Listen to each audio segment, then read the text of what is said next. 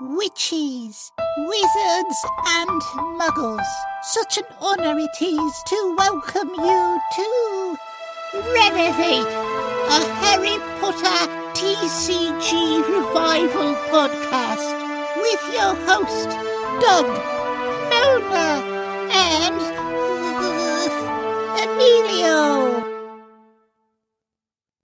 Thank you, Dobby, and welcome everybody back to another episode of Rennervate, a Harry Potter trading card game revival podcast. How's everybody doing? I'm one of your hosts, Doug Coleman, and I'm here today with the other co-hosts. Mona, Morsi. Emilio, Soto. We'll go to sleep now. Good to see you guys again. Oh man, it's been a hot minute since we recorded an episode. Sorry about that, listener. Things happen every now and then where life events come up, but we're back at it today. After this long wait, we are bringing you guys the discussion about Chamber of Secrets, probably the most sought after set in this whole game series. But before we dive right into that, let's catch up with everyone. How's everyone doing? Great. I'm barely awake. As we mentioned, we're in different time zones. I am in Pacific Standard Time. Doug is in Eastern. Mona is in Mountain, right? Yep, we're all over the place. The main thing is that I'm 3 hours away from Doug. I thought it was noon my time, which is noon my time, but it was noon his time, which is 9 a.m. my time. So he just texted me like, hey, can you send a Zoom link? And I'm like, yeah, of course. It's like 3 hours until we start. So I don't know why you're being so pushy right now. And then like, oh wait, right, it's different time. Love the peek behind the curtain. That's fantastic. No, that's the thing. Scheduling a podcast, good God, with all the time zones, it's not easy. But hey, we're doing it, and I'm glad we're back. It's so exciting to be talking about Chamber Secrets. All right, now this is the one. I feel like in previous episodes it was Quidditch Cup. Emilio was like, I have no input because I don't like Quidditch. I have no input on Chamber of Secrets because I barely have any of these cards. But I will be trying my best to keep up with you guys and and see what kind of things I can learn from you about like the strategy involved in these cards. One of these days, I hope to get some of these, but we'll discuss all that. The reason why they're hard to get is because of the price and everything. But long story short, do we want to start this one off? We should probably figure out a rotation here. Anybody want to volunteer to start off? Well, I have a volunteer rotation because I know what you guys play and what Mona plays. Maybe, Doug, you can take the first one. The first one is Angelina. It's Quidditch stuff. Then followed by Mona with Arthur Weasley, which you have a deck and you use a lot, and Blodger for me, which I have never used, don't care, but it's the last one, so that works. This will be possibly the best option. Does that work for you all? Yeah, I love that. Let's do it. Fantastic. For sure. Well, that being said, let's start off with our first character of this set. That being said, actually, really before we dive into all this, we're only going to be covering the rares tonight. There are quite a number of cards in the Chamber of Secrets set, so we're going to split it up into two parts. So this is going to be part one, just covering the rares. But that all said, we're starting off with Angelina Johnson.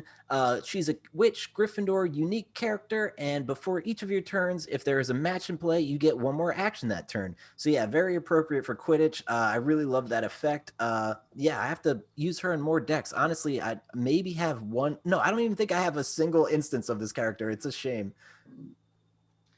Yeah, I really do. I like this card a lot, but for me, because I'm one of those that will play a match and then I'll play like Catch the Snitch. Oh, sure. So like for me, I'm like, well, if I have her even in my deck or if I have her as a starting character, it doesn't really do a lot for me because I'm just going to play Catch the Snitch and either, do 15 damage to my opponent or get those 15 cards or whatever the case might be. So I definitely love her, though. I think that it's a good card for those that actually play the match the way that you should and not just like cheat and be a savage like Mona. But who does that? No, I don't know. I actually don't. That's interesting. I because I don't play Quidditch, I read this and I was like, yeah, Mona must have like a deck that only has this in matches and it kills you in one turn or something. But apparently not. Yeah, that makes sense because you don't want to give your opponent the chance to solve the match, I guess. So that does make sense. Yeah. Yeah, exactly. But yeah, stand corrected. She's an awesome character to start this set off. Yeah. And now goes the derpiest character in the set. I know. Let's do it. So Arthur Weasley right here. Once per turn, you may use an action to choose one of your items in play and do damage to your opponent equal to its printed power cost. So, of course, I love playing this for my potions deck that has Bulgi Potion in it. Because Bulgi Potion costs 10, and the item itself says that if you discard the card, then you can do 13 damage to your opponent. So, if you play Bulgi Potion, use an action to do the damage of the printed power cost, and then discard it with your second action, that's 23 damage, which is unreal. Yeah. So so it's definitely useful, especially since it's like a per action, not just like a once per game type thing. That definitely makes it helpful. That blows my mind that it's not a once per game. We apologize to our listeners if you are sensitive to brutalness and horridness. We should do a trigger warning. Yeah, like, there's for sure trigger warning. Like, I know new players of the game coming to this podcast being like, "Oh, I'm just learning," and then you're just like, "Well, we should go now. Maybe this game is not for us." Nah, just joking. No, That's amazing. That is amazing, Mona. I had not thought about that interaction. That makes a lot of sense. 23 cards. That's like a third of the deck. Makes it even more disgusting than what I thought. Disgusting. It makes that bald spot in his head even more disgusting. That's true. Great. I'll have to see your deck because I do want to build a deck with Arthur at some point, but we'll see. Yeah, we'll see. 100%. I'll do a deck tech for you. Do it. Oh my gosh, you got to do one with Philosopher's Stone. That's like 15 printed cost. I know that, and I have to do one with what is it called? It's that Quidditch card that I was talking to you guys about, where like if you have so many cards left in your deck, then you win. But then if your opponent Quidditch, wins, Golden Snitch. Golden Snitch. Yeah, I have such Quidditch. That very obscure card that no one talks about. Oh my gosh, I just have a hard time even like somebody asked me to like build a deck and then do a deck tech, and I'm just thinking about it like every day, and I'm like, I just don't even know where I'll get to it though for sure. You will. I will. Yeah. Well, that's great. That's definitely a start with two arts of the set that are not great, but we'll move on to some cool art. Yeah, not now. Now we go to Blodging. How do you say that? Is that how you say it? Blodging? Blagging. However you want to say it. Slinging slasher. Is this another Wizards of the Coast made up one? I'm not sure. Was it in the books? I don't know. I'm not sure. Yeah. Probably Google can tell us, but I won't Google it. Listeners. Blodging, whatever, is a spell. It costs 11, so it's a lot. But it does deal 8 damage to your opponent. And then, if your opponent has any cards in play, they choose one of them and discards them. So this is a big man for me. It's like, why does this card exist? Why is it so expensive? Yeah, that's the big question. 8 damage is okay, but for 11, I don't know. And then your opponent chooses a card to discard. So that's the bad part, right? For this cost, I would expect that I select one of their cards because you're the one. Like apparently, according to this art, you're chasing them with your broom or something. So yeah, I would guess that you choose whether you're doing, but apparently not. So yeah, I don't like this card. I don't know if there has any broken usages. Not that anyone in this podcast would know, but yeah, what's that thing they're trying to catch there? I can't tell. I'm just kidding. What is that, right? That's like a weird thing. It must be like a very obscure. But no, blagging, I'm almost certain that's not in the books. It's probably just a Wizards of the Coast like idea at a card. And agreed, the cost is way too expensive. I never run this, and I am a big Quidditch head, so I don't know. I'm curious if there are people that have an excuse for why it's in their decks, but personally, I can't understand it. Yeah, 11's yeah, seriously. 11 is expensive, even if you have Quidditch pitch in play, which like allows you to, I think it's like 2 less or something, but still it's like, I don't know. Yeah, I don't personally run it. We don't know. No one knows. Well, that brings us to our next card, which is Body Blow. Oh, now this is some interesting art. Getting sandwiched between some Slytherins. That doesn't look fun. But it's a spell. It costs 7, and it says do 8 damage to your opponent. Then your opponent may choose a lesson card in his or her hand and discard it. If he or she does, you take 8 damage. So it's a risky one because you're hoping that your opponent doesn't have lesson cards in their hand, so you get away with the 8. Or it's just kind of like evening the playing field where they can just kind of just put out a lesson card and do the 8 damage right back at you. It's a risky one. I don't really play it myself, but I could totally get it if it's like maybe late game and you see they have a bunch of lessons already out, or like they're really low in their deck. Not really sure. Yeah, I mean, even if you were to play like a grip hook or something, and like have that. Well, actually, no, because with grip hook, they get rid of their hand, but then yeah. So even maybe I guess like Obliviate or something like that. Yeah. Yeah, you play that first if you had like a Charms and Quidditch, but I'm with you. It's just like whatever. Yeah, kind of relying on some kind of combo maybe. Yeah, it's interesting. Even if it was Dumbledore charging at you with this spell, it will cost only 5. Yeah. Hits for 8, potentially good. If you have hand control in the deck, so maybe, if you had like a Draco, the first Draco, right? You could look at their hands and make sure that they don't have lessons. I don't know. That's a lot of build. That's a lot of build around though for one character. I don't know if it's worth it, but it's possible. And just as a disclaimer, it's still Slytherin sandwiching a Hufflepuff. Yep. And yeah. I think that's what Hufflepuffs are into, getting sandwiched by Slytherin. Yeah. So as a Hufflepuff, I understand this art. I like it. Letting them slither in. That's what's up. Well, there you go. That's very direct. 9 a.m. for me, so what are we going to do? It's 9 a.m. for me too, yeah. Yeah, this is about the time that I start to... Slither in? Yeah, exactly. I know. Love it. After, it's going to be late now. All right, so let's go. Next one. We've got Broken Wand. It is an item. You may use an action to reveal the top card of your deck. If it's a lesson, put it into play. If it isn't a lesson, discard it. If you play this card, you already have a wand in play, discard the old one. Isn't this what Errol does? I forget, actually. Yeah, I think Errol does this. So, like, you can put Errol when it enters the field, though. Yeah, exactly. Yeah. Actually, we're going to get to Errol. She's in this set, right? Yeah, she is. Okay. Yeah, so I think... She's a reusable one. Yeah. Yeah, because you can do it every turn,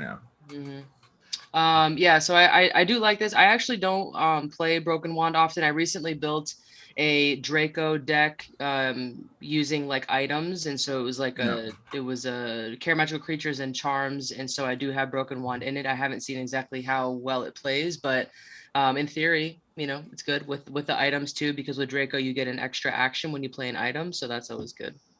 Yeah, low cost wand, can't go wrong. It's easy to get that in place to kind of ramp you up to a better one. Yep. Yeah, and the contrast with it would be the borrowed one. I feel like it's a very cheap one. Right. It gives you 2. It's a 2 charms lesson. So this is cheaper. I think 1 cheaper gives you 1 less, but you have lesson acceleration.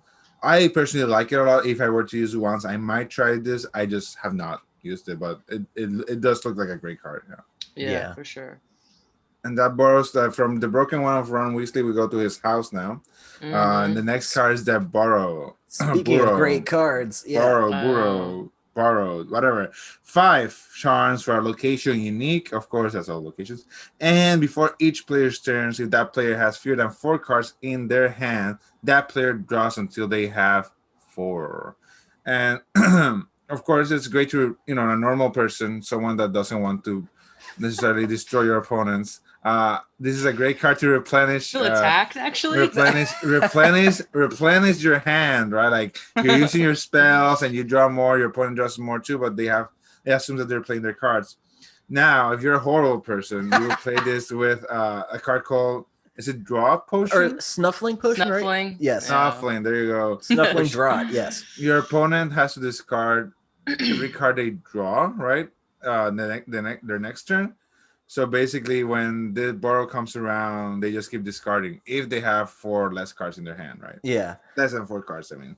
So that's horrible. It's so funny. I feel like the people that made this card, it was just such a good intention, and then the players of the game figured out that combination. Yeah, and then all of a sudden it's just like evil. I'm pretty sure that they did it on purpose, and they're horrible people. Yeah, it was meant to be discovered, right? I mean, I don't know, because like Snuffling Potion was from base set, and then and then this one is from Chamber of Secrets. So the last set that they were. So I don't know. I guess It might have been. Like, I feel like there's a lot of things with the game that obviously we'll never know, but just in theory, a lot of people are like, oh, maybe Wizard of the Coast didn't think to do that. And I guess I just feel like maybe they did. Like maybe. Yeah, I think so. But of course, I have no idea. But yeah, with Snuffling Potion, next turn, whenever your opponent draws a card, he or she discards it instead of putting it into his or her hand. And That's so. right.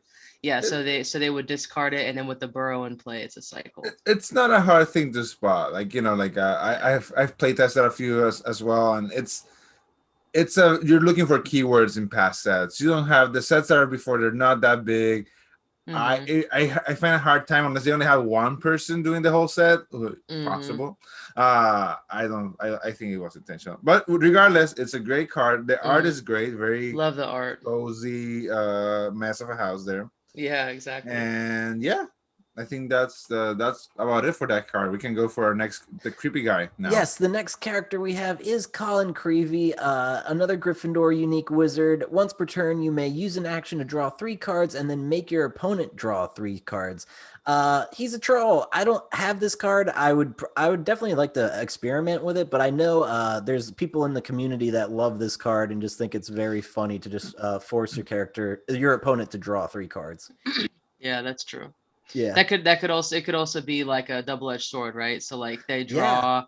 Yeah. That's one of the things about having them draw. I think it's Peeves. It also does that. Yeah. So, but yeah, definitely a good card. I've only played with Colin a couple times, but nice I don't like the idea of giving my opponent resources as I'm getting resources. It seems kind of counterintuitive, but yeah, maybe there's a strategy there. I think that the main the main thing about this card is obviously a deck that you want your opponent to have a big hand so you can play cards, as Mona alluded to that they discard their hand and they draw the same amount of cards. So you can really kill them quicker with something like this. But, yeah, like a grip hook or something. Right. That's why. Yeah, that's why you mentioned. So really cool card for sure. And now we're going to a crazier one.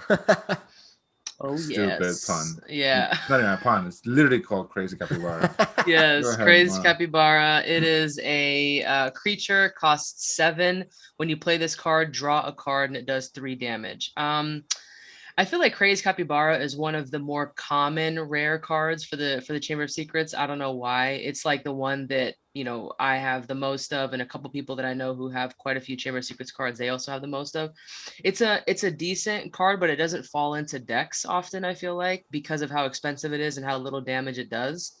I would rather have like a Mandrake or something else. Or even like it's even a Black Bat. I feel like we always go back to Black Bat because that's a really good creature to have. So it does 2 damage right when you put it in, and then it's 2 damage each turn. Whereas this one's just 1 more damage, and it doesn't do damage. And I guess drawing a card, you can always get that from a different card with how expensive this is. That's just my opinion, though. I think that's probably their justification for making it cost 7 is that additional text of when you play this card, draw a card. And it's like, honestly, I could live without that. Make this like a 5 cost card, and I'd probably play it 4 of them. I don't know. Yeah, for sure. Yeah, exactly. Like make it less, but yeah. Definitely interesting card. Not much more to say about a creature that draws you a card. Yeah. Capybara, the most magical of all creatures. Yeah, it's like, I guess it looks very basic to me. Yeah. Oh, but that's a crazed capybara. So now we go to an adventure. Yes. The adventure is denoming the garden, and we have Ron in PJs and Harry Potter in a turtleneck for whatever reason. And they are removing the potato-like gnomes. Very cute art, very interesting. Yes, yeah, very cool.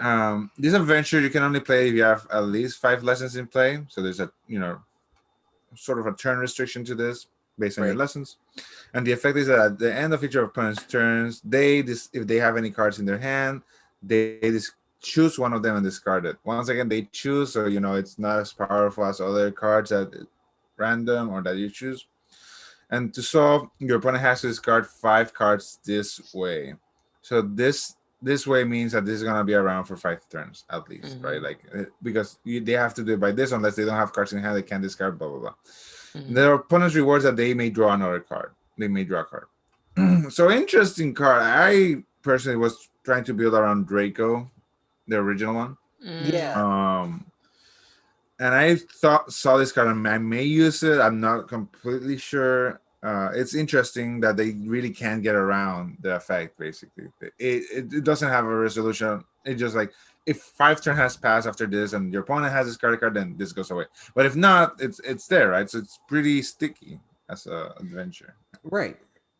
Yeah, especially if you play this, because obviously adventures can go in any type of deck. So if you play this in a creature deck with like gnomes already in your deck, then they're essentially taking more cards. No. And I think the whole point of having this, or at least Mona's point of having this, would be like to just have your Mona's point, have your opponent get rid, like not have a hand at all, Yeah, exactly. So like so you have like they're getting rid of this. With this one, they're getting rid of the gnome, they're taking damage, and then anytime they draw a card, they would be getting rid of it anyway. And so it's just essentially that cycle. Slow death.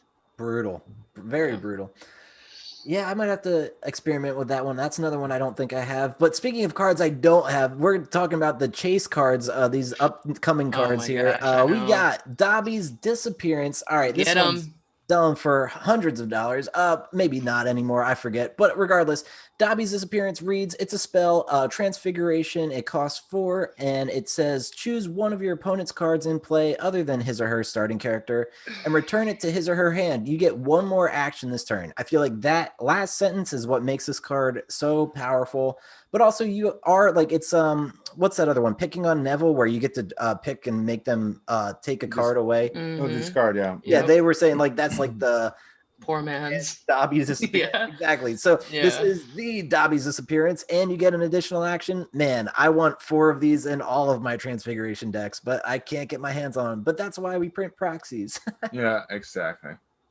Yeah, definitely. Dobby's Disappearance is essentially like Hover Charm, except you get an extra action, right? So yeah, so that's definitely what makes it amazing, because you're doing it for free. And you're the cost for 4, oh my god. Yeah, it's unreal. So definitely good. I've had to print, obviously proxies of these.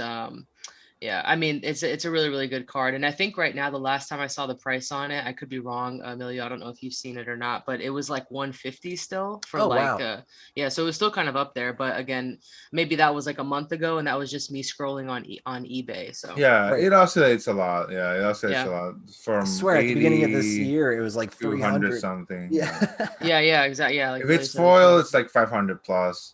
Yeah, no, it's crazy.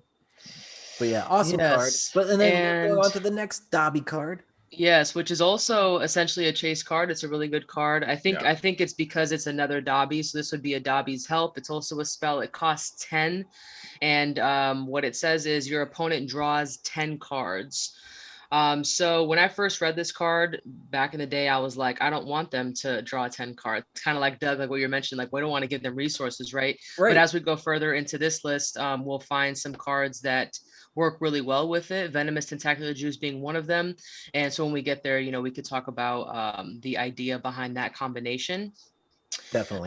But yeah, even if you just had Dobby's Help in a Charms deck, then you could always use Memory Charm, or you can use Obliviate with it. So just having them draw 10 and then you're getting rid of it, or having them draw 10 and then you use Memory Charm where they choose only one of their hand and then discard the rest.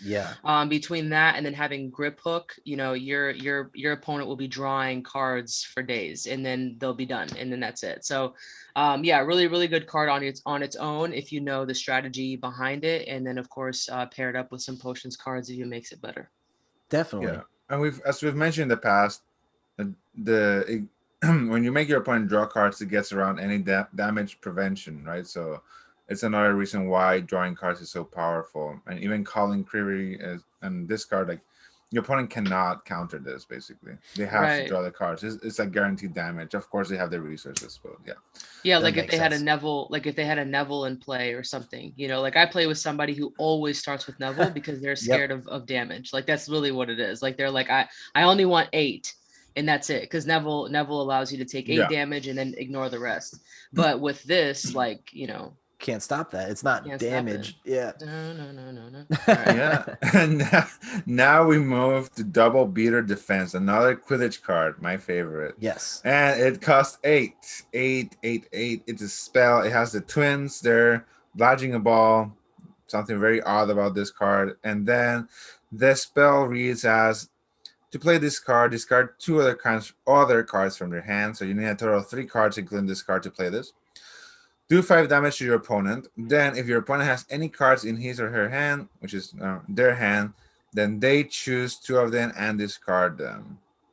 So, and it reminds you that if your opponent only has 1 card, they discard only 1. So, just, to be very clear. And this card is interesting. I don't think I like hand control, but giving out 3 cards to discard 2 of your opponents is not necessarily the best deal. If I'm not misremembering, there are cards in the game that already discard 2 cards from your opponent's hand, but I might be misremembering. I have too many games in my mind. So yeah, this is even with Dumbledore out, this would cost 6. Then you have to give out 3 cards. I don't know, unless you know that your opponent's making you draw cards and you are able, have the luxury to discard them. I don't really see much benefit in this. No. And also the damage is only for opponents, so you can't target a creature if they had some creature that's annoying you. So it's right. There's actually a very few, only a revival card, if I'm not mistaken, that targets creatures from Quidditch. So that's always like a problem if you're a Quidditch player. It's like, please no creatures. But this card, the cost is too high to do 5 damage. Discarding your own cards from your hand, I just personally can't get around any of that. Especially when it's Quidditch, I usually am like utilizing all the cards in my hand, unless it's like sometimes you find yourself, if you have like crossed lessons in your deck and everything, you find like, oh, this card doesn't really work and it might make sense to discard that to use this, but man, it just seems very circumstantial. Yeah, for me, I would much rather, and I would advise to just use ouch instead. Oh, 100%. Yeah. So like, just because it's this one's so expensive, and I do understand like the flavor, if you will, behind Quidditch cards. You're doing more damage, and you're gonna take some damage too, because Quidditch is a tough game, right? I get that. But like, because like with ouch, you're also doing 5 damage, and then you're able to your opponent takes 1 card from their hand and discards it. So this one, yes, they're going to discard 2, but do you want to also get rid of 2 cards just for them to do that? Like, so I love the art though. Yeah, right. Definitely. That takes us to our next character, which is Draco the Seeker, character card, Slytherin unique, and it reads, if your opponent has any cards in his or her hand, you may use an action to make him or her choose one of them and discard it. So very Draco of them. Typical. But yeah, now that I think about it, I think I recently got one of these cards in a lot, and I've yet to play it in a deck, but I would like to give it a try. Why not? Seems pretty fun. Even as like an assisting character, that's a cool ability. Definitely. There's definitely a card. When I compare it, so for those that are listening, when you compare this to the original Draco, you have to discard 1 card in your hand to activate its effect. But then it allows you to see your opponent's hand and choose a card and discard it. This Draco, you're just trading the action for them to discard a card in their hand, but they are choosing the card, right? So that's the difference. I prefer the original Draco because discarding the right card is way more important than discarding a card. Right. For hand control, at least. So that's my deal with this. I think this will be good in a less serious control deck. So meaning that you just want to take a chunk at their hand and see if something happens, but it's not as strategic as I would like it to be. Yeah, for instance, if you're playing base set Draco, you could discard their Catch the Snitch, versus if you're playing Draco the Sneaker, they're just going to get rid of one of their Quidditch lesson cards and still have Catch the Snitch. It's like, oh man. Exactly. So, yeah. Exactly. They're always going to get rid of a card that they don't need, right? Like any of us would do that. But yeah, I'm with you, Emilio, in that I would also choose like base set Draco, if I'm going to use an action, because you get to do 2 things, right? You get to see their strategy, and you get to choose a card. And so by seeing the hand that they have, and then by seeing what they have in play, you can see, well, they don't have enough lessons to pick this card. So even if it's a good card, by the time that they catch up to it, it might not, maybe I'll get rid of it some other time, or something like that. You can kind of see what they're doing. That makes sense. Yeah, I'm with you. And for our listeners, in other games, discarding a card from your hand is a heftier thing than in Harry Potter. In Harry Potter, you have the feasts. the fees return like 4 cards from your discard pile to your hand. Mm-hmm. So there's ways to build your hand. It's not as a steep cost as it sounds if you are used to other games. Yeah. So yeah, bye Draco the Seeker. Bye. Let's talk about some dragon poison though. Yes, it is. Let's get to it. So it is a potion card. It's a spell. To play this card, return 2. Spell. Whoa, I know. But it's a potion. I know. Yeah, what the? That's my. I had to say at least once. That's it. Sorry. Seriously, that's okay. We could say it more. Yep. To play this card, return 2 of your potion lessons from play to your hand. Do 10 damage to your opponent or to a creature of your choice, and it costs 7. So, as we've talked about before, a lot of the potion cards require you to return cards to your hand or to discard them. I love the ones that return them to your hand. Those are nice. Yes. And then 10 damage is always a lot. 10 damage to one creature, unless it's like fluffy or something. But I probably would just do damage to the opponent instead of the damage to the creature, because 10 would be a lot for like a bat or, something super like overkill. So, that makes sense. This card slaps. I really like this one. I would definitely play this in a potion deck for sure. 100%. I love the art. I tried to, as a kid, I tried to make this my clay, because I used to do clay stuff. Nice. It never worked. So it looks challenging, honestly. Please show us what it looked like. Was it a worm, or like they tried to look like a worm or something? I smashed it. I didn't even, because this is the clay that you harden in the oven. Oh yeah. I didn't even put it in the oven. It was like I tried. Yeah, it looked like a funky snake. Nice. A danger noodle, if you will. So let's move into the Danger Noodle's office. Dumbledore's office. A very beautiful card. One of my favorite arts in this set. You have a starry night ceiling. You have Fox there just chilling, and you have some stuff that you can't really see well, like in a cake, and the crystal thing that protects.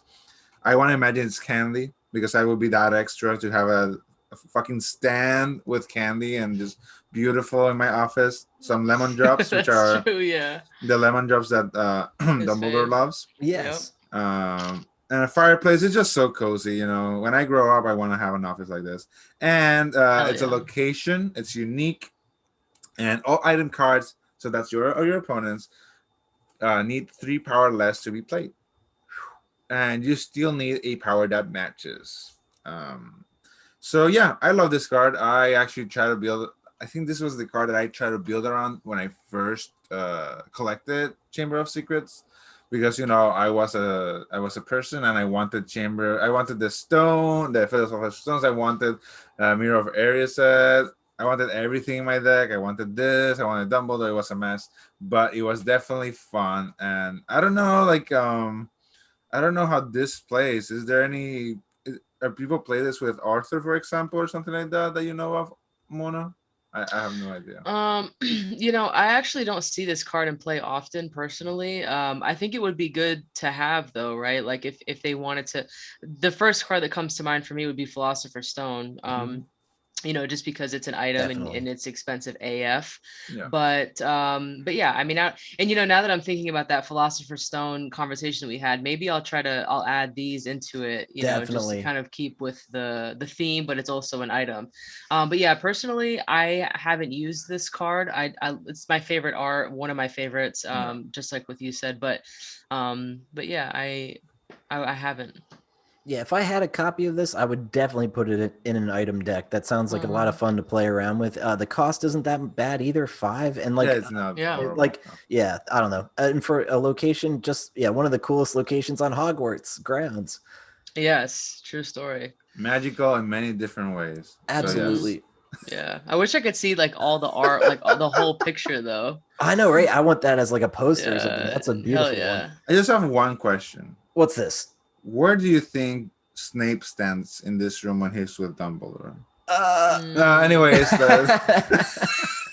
not next to Fox, right? That does bring us to our next card, Entrancing Enchantment. So yes, that is a spell that only costs 2 charms lesson, and it reads: search your deck. You may take a character card from your deck, show it to your opponent, put it into your hand, and then shuffle your deck. So yeah, a way to get a character card for 2 charms. That's awesome. It's kind of like who is it? Hermione or no? Is it Ron? One of those characters. I think it's Ron. They like to get characters from your deck. Mm-hmm. So yeah, that's or chocolate cool. frogs. Yes, that too. Yep. So chocolate frogs is restricted to wizards and witches, and Oh, this you're one right. gets any character. So you can get a ghost or anything. That's pretty cool.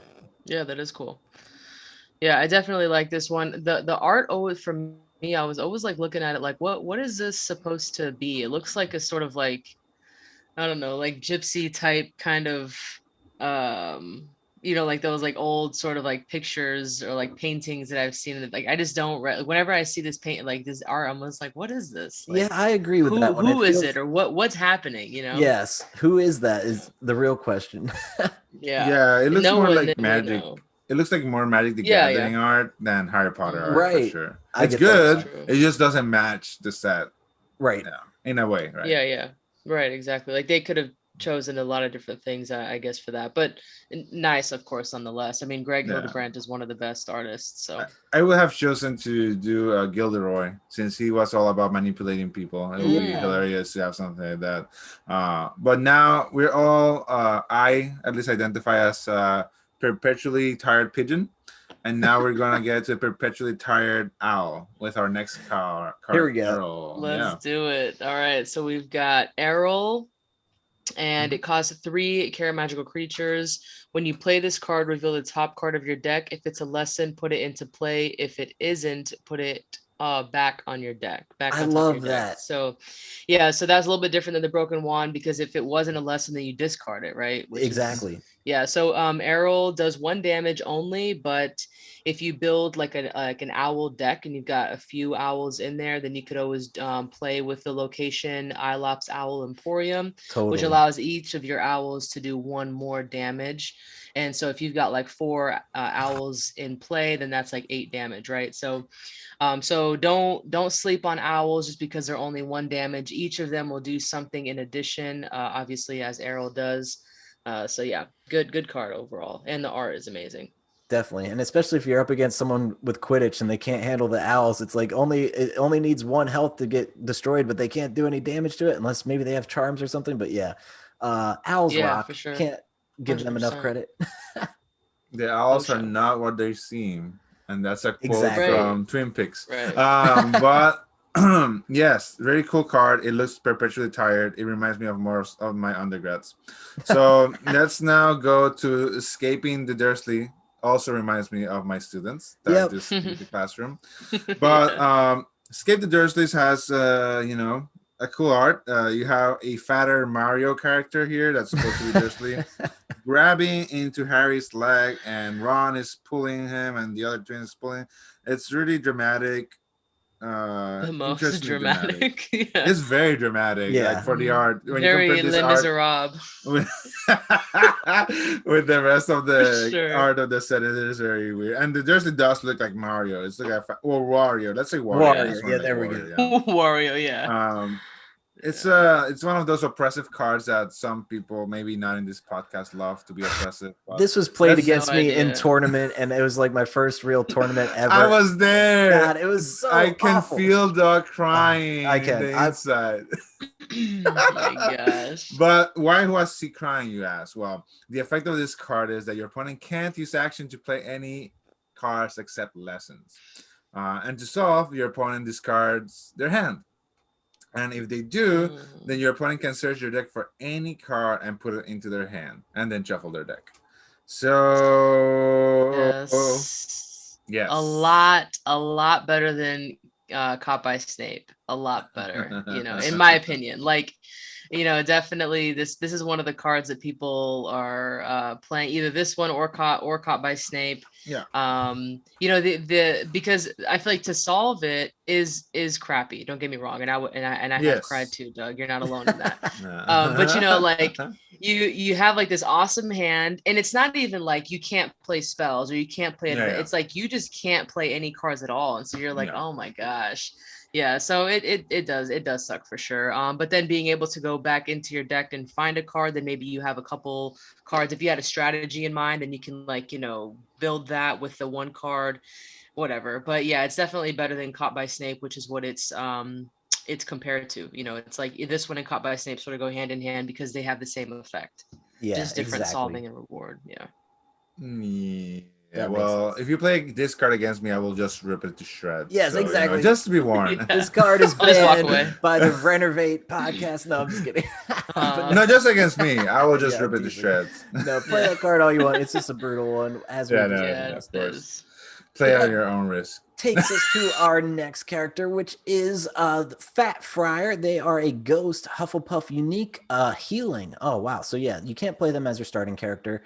But once per game, you may draw 2 cards, then do 2 damage to your opponent, and then put up to 2 non-healing cards from your discard pile on the bottom of your deck in any order. Oh, interesting. See, that's my first time ever even reading this card. Yeah, so I don't own a copy of this, but wow, what an interesting character. He gives you healing too. Right. There's a lot of things. It does. It keeps going and going and going. So many things, and none of them okay. Like it's just like for me, it does a lot of things, and really none of them are outstanding. Not even together, it's outstanding. It makes sense. It's once per game. If it was once per turn, that'd be insane.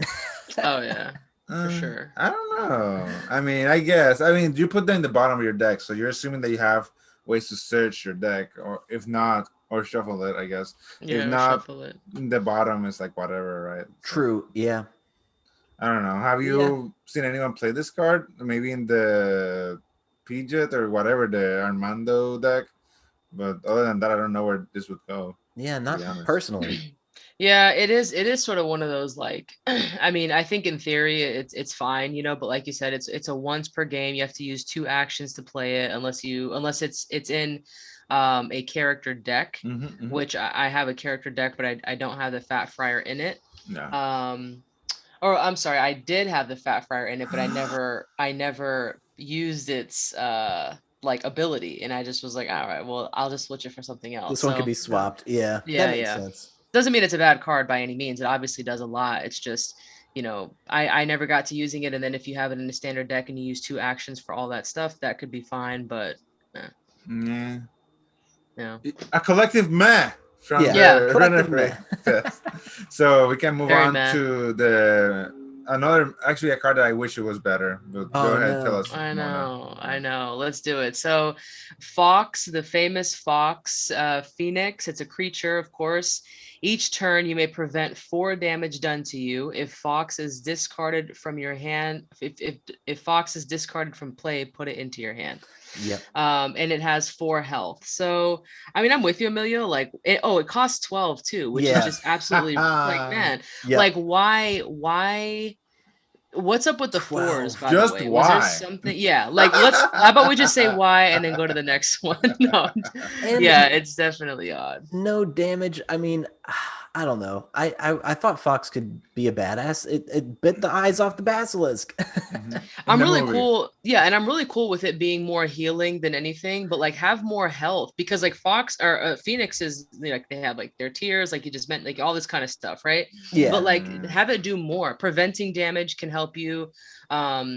Let's have the health be something like 12, right? Like something, They went low because they're going off of the whole flavor of the being reborn from the ashes and it going back to your hand. So like they want it to die frequently and then you just be able to put it right back into play again. But it costs like 12. Exactly. Will you be able to put it back into play is the real question after it gets pulled. Right, exactly. This card has so much potential. You could do in Yu-Gi-Oh! There's this old card called Sinister Serpent. It's a card that when you discard it from your hand, it comes back in your next turn, something like that. You could do something like that. You could have done like it's 12. God, like it could return to the field for a week here for that cost. Like and just leave it at this if you want. Like yes, like you can remove 4 damage each turn, but when this card is discarded, it returns at the start of your next turn or something like that. For 12, something like that would have been reasonable and flavorful. But the more we go into the set, the more I think that only one person was in charge. Fair. Yeah. And they were angry about it. Like I'm gonna make some of these cards just absolutely ridiculous. We know this card game's getting shut down. No, I'm kidding. Yeah. That's what it looked like, that's what it looks like. Sad face. Yeah. So I guess that takes us to our next adventure with Emilio. Speaking of fighting the basilisk. Yes. Speaking of fighting the basilisk, we have the adventure Fighting the Basilisk. And it has actually one of the arts that I actually didn't expect in the set, but I actually like. I like this art. I like the basilisk looks like a punk rock snake. It's like green and purple, really interesting. Harry Potter has a pirate's cutlass for whatever reason instead of the sort of Gryffindor just in like hand. on the box of the it's a pirate cutlass, so yeah, sure, why not. And he also has a sash. I don't know. No, it's just a shadow. Anyways, it looks like a purple sash, but it's actually this shadow. Yep. But this adventure requires you to have 7 lessons in play. Before each of your turns, your opponent takes 5 damage. That's the effect. To solve, your opponent chooses 4 of their cards in play and discards them. Then your opponent reward is that you take 5 damage. So it's a back and forth. It's a fight. You're damaging your opponent. They're damaging you. 7 lessons in play. Sheesh. That's a lot for an adventure. I do like that they were trying to restrict adventures more. I would say that most adventures do need a lesson restriction for them to be more balanced. Yeah, definitely. Especially one like this, like you said, where it's a back and forth. It feels like more of a late game, could be like the determining factor of a game. And I like that their opponent's reward is actually you take 5 damage instead of it being something like, they may draw a card or something. It's like, no, I want to be able to like fight back here instead of just like a weak reward. They spent a lot of time in the flavor department. Like when Harry killed the basilisk, he gets injured. So it makes sense for this adventure to sort of give that feeling. It's just something I wouldn't play this. It's just 7 lessons. It's just too much. As I said, I like that they were restricting the adventures with lessons. I think they were just their first attempt, and it wasn't very successful. But it could be. This could be a flavorful card in like revival stuff, especially now that we have the basilisk and stuff. Basilisk, Yeah, it is. It's definitely like one of those, like, I mean, like you said, like, I guess I never even thought about why they required lessons, but they were just trying to, restrict some of these crazy adventures that like you might play like at the very beginning or something. Yeah. Exactly. So yeah, I definitely get that. Sorry, I just imagine you're a wizard, Harry. Now here, kill this giant snake. It's like starting a game. I didn't sign up for this. I know. Yeah. Lesson 1: kill a basilisk. It's like what? True that. Sorry, I had to say. All right, well, that takes us to our next item, which is the flying car. It only costs it costs 8 charms lesson, and it reads: you may use an action to choose an adventure or location in play and discard it. If you discard an adventure, you don't get the reward. So yeah, love that ability, especially if there's just either an adventure or a location really just screwing you over. This is just like a get out of jail free card, but again, you won't get the reward from the adventure. That would be a little too overkill probably, but there are cards for that, like we've talked about previously, like Draco's trick, exactly, or Hermione. Yep, exactly. Notes or whatever. Logic. There you go. Yes. Yeah, I definitely love this card. The art is absolutely beautiful. Oh my god, the art is amazing. I love the car. Where does it pop up? Yes. What's that? Mona, does this pop up in any promos? Because this looks like an art that could have been used, but I don't know. I know. In any sort of like old merch that you talk about sometimes. I actually haven't. I've seen a lot of like the Ford Anglia everywhere, but just this particular drawing of it, I haven't. It's so good. Yeah, I know. I love it. I do. And then just Hedwig just flying right now. Just so amazing. The whole Hedwig thing is flying amazing. Without getting killed by a killing. Oh my god. No, don't talk about it, please. Spoiler. Oh my god. There's like an 11-year-old like listening to our podcast. They're like, "What? No. What are they laughing at?" No, I definitely love this card though. Yeah, really, really good item. Because like I do have it in my Snape deck where it's potions and charms, and so this helps because a lot of times, like if someone plays a Caught by Snape or one of these other ones, I just don't want to have to deal with it, and I don't have a starting character that helps me get rid of adventures. This is the card for it. It is a little bit expensive, but because it's a charms, then you might want to add a wand shop so that you don't have to. But anyway, really, that's really a good suggestion. Yeah, love this card. Love the art. Need more copies of it. But that takes us to our next one, Mona. Let's do it. So this is Flying Laps. And it's a Quidditch card. It costs 10. Flying Flaps. It costs 10. It's a spell. Count the number of lessons you have in play. Do that much damage to your opponent. Then draw that many cards. Okay, if they didn't have that last sentence, I feel like I would build around this card. I like the idea of like if like there's been plenty of instances where I have a boatload of lessons. Obviously, if you're playing this card, you have at least 10. So I don't know. I like that, but then why would I want to draw that many? This card was so close to being amazing. I know it is sort of like interesting. I do get the fact that Quidditch is brutal, right? So like it's never ending. It's constantly going. There's something going on. There's a lot of action, which is why each Quidditch card is do this and then this, do this and that, this damage, and so I get that, but I'm just like I don't. Why would like you said, like you got 10 cards. Why would you want to draw 10? Yeah, I don't want to draw 10 cards. Especially if it's already into the game to where I have 10 in play. I don't know. Should have been probably draw half the amount. Still it's a penalty, but it's not as much, or I don't know. It's kind of weird. Stranger danger. Yeah, very high card. It's a no for me. Yeah, it's a meh again. But then we can go to an adventure it's an event that's called Flying to Hogwarts. You have the car in another angle. There's no headway. Maybe he was shot already here, and there's birds. There's birds. Damn. There's birds. There are birds around the car. There's birds around the car. There's other birds. And the adventure reads: before each of your turns, your opponent takes 2 damage. To solve, your opponent skips a total of 5 actions. Jeez. How reasonable. Yeah. And your opponent reward. Your opponent may look at your hand, choose one of those cards, and discard it. That's a good reward. But still, for skipping 5 actions, I don't know. Yeah, right? 5 actions. That's 2.5 turns. That's insane. I know. At least they don't have to be one right after the other, but still, that's a lot. I mean, that's why. I guess why wouldn't you want to do them after the? I don't know. Yeah, you probably would have to. True. I don't know. This is sounds like a fun card that no one will solve, and you'll just take 2 to the face each turn and hopefully survive. No, I wouldn't use this card personally. Evil card.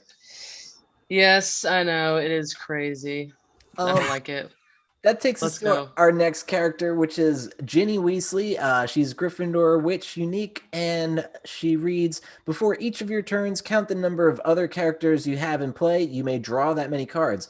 Okay, so she's a resource builder, especially if you have a character deck. That's an interesting ability. And again, is this another one of those artworks where she is a clay model, Mona? Yeah, Kim Graham did all of those. I mean, they're amazing. I think there was an auction a few years ago, auctioning these. But yeah, the clay, same with Albus Dumbledore. Yes. Yeah, definitely. Yeah, Kim Graham. A couple of those you can really kind of just tell. It's it's just a unique art.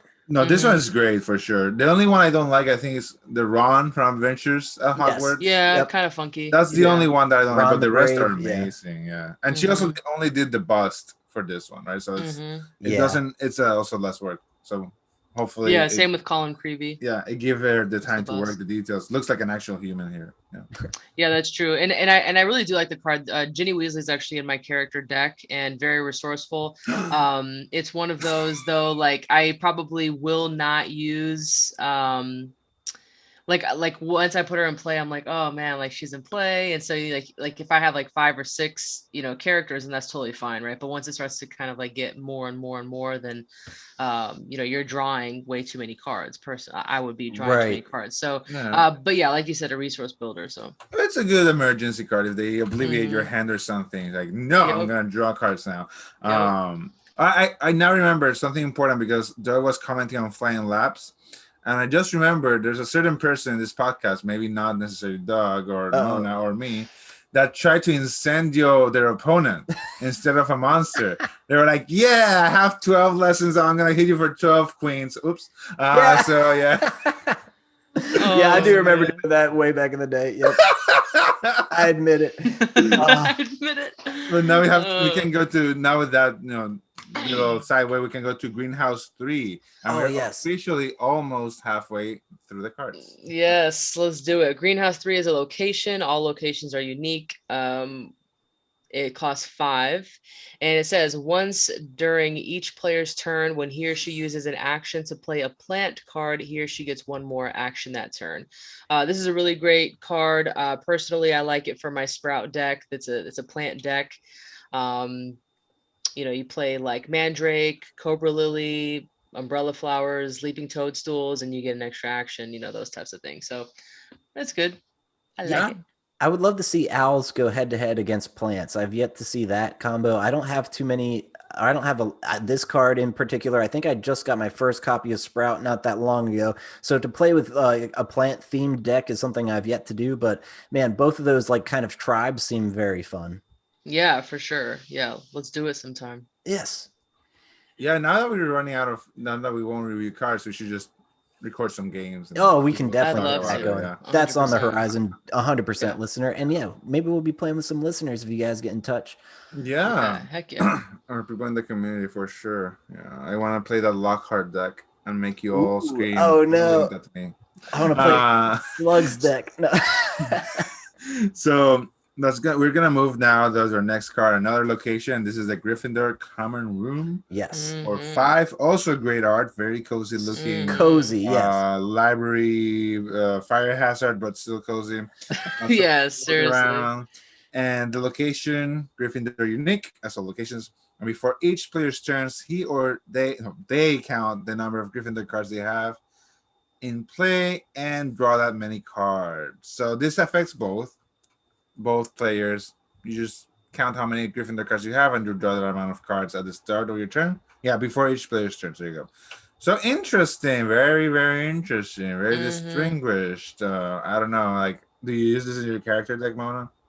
I don't know, and I think that it would be because Gryffindor cards, like they're good, right? But like I'm not gonna build a deck that's just Gryffindor cards. Like it's just so yeah. I get that. Yeah, so it'd kind of be like I don't know. I mean, this would count as one though, right? Because it is a Gryffindor card. And what about Doug? I know you have your Dip It, Armando Drip It, or however you call it, the houses deck. Do you run this there, or would you run it there? I think I would. And what's the other one? Isn't there a Slytherin common room? Yeah, I don't. Now I'm trying to think about it. I don't have either of those. So again, it's all this. I didn't know you were missing so many cards. Yeah, I'm missing so many Chamber of Secrets cards. I have like a lot of bulk Chamber of Secrets. I'll just send you. Oh my goodness! No, I have to do the same. Yeah, let us know what you're missing. I'll definitely get in touch. But yeah, this is another one. If I had it, I think I would be putting it in my Dip It deck just because let's say you could activate Dip It's ability or just it just feels very flavorful. Yeah, and Dip It is one of the fan-made cards. So what does that do? If I'm not mistaken, it's basically any of the house cards. If it reads one of the houses, you can either activate his ability to draw 2 cards or damage your opponent 2 cards.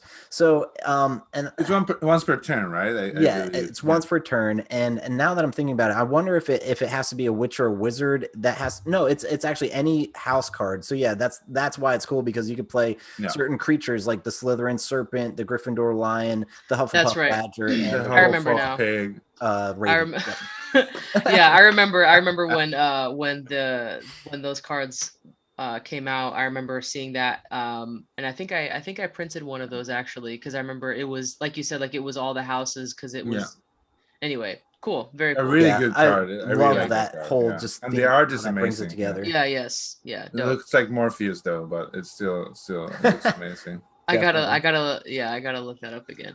And now we go to Harry Potter. Titular Harry, second year. Yes, look at him. He looks so much older now. But yes, Gryffindor, wizard unique, as we all know. At the start of the game, if Harry second year is your starting character, secretly write down the name of a creature. Wait, where is this going? I've never read this. Is a crazy card. Yes, it's a crazy card. Secretly write down the name of a creature, item, or spell card. If your opponent plays that card, you may reveal what you have wrote down. If you do, at the end of that turn, you may shuffle up the 20 non-healing cards from your discard pile into your deck. What? So it's crazy. The idea is you're kind of predicting one of the cards in your opponent's deck, and if they play it, you heal yourself for 20. Wow. I know. So, but it's like Okay, so if they play it early though in the game and you don't have those 20, that's like, I don't know.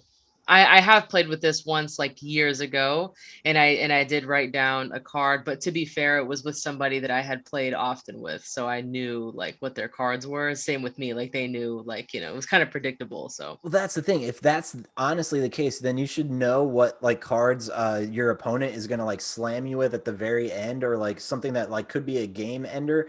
And I feel like once they play that card, you would counter it by like any damage they're doing, you're healing 20 anyway. So it's just like, I'm not really sure. This is a unique card. Never even encountered it. This is my first time reading it ever. So I would like to experiment with it, but man, what a unique one. Do either of you guys play with this?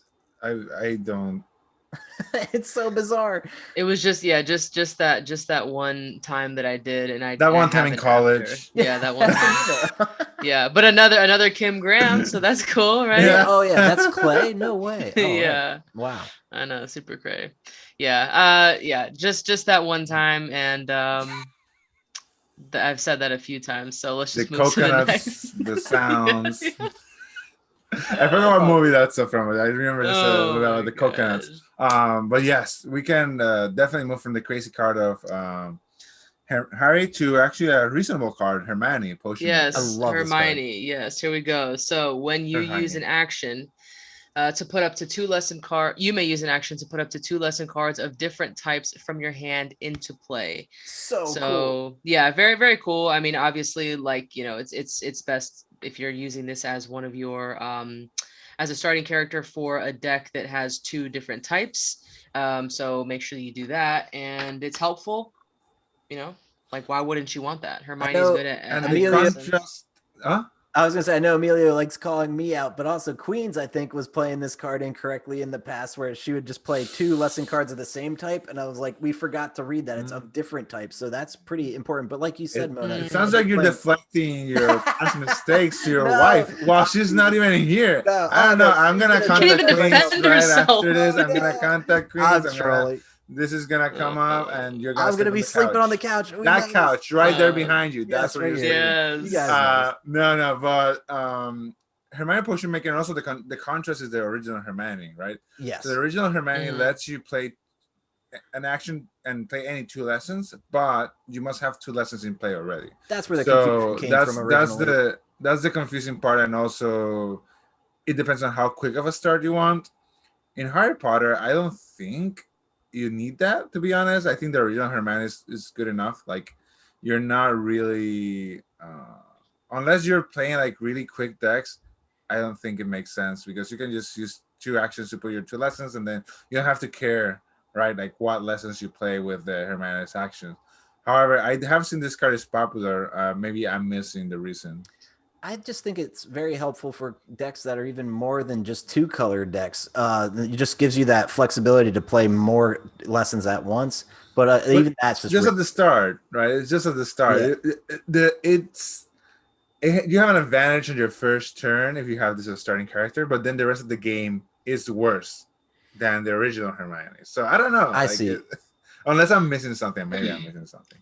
I do like the original, like the base set Hermione, because after you play 2 lessons, then each time you play, you could put up to 2 lesson cards for 1 action. Yeah. And so that can kind of like get you to have lessons if you end up having 2, right? Like in your hand at that time. So, but yeah, I think the Hermione characters are all meant to essentially get you more lessons, right? Because she's smarty pants. Yeah. So 100%. There's a few you have options. So yeah, I do like this one though a lot though.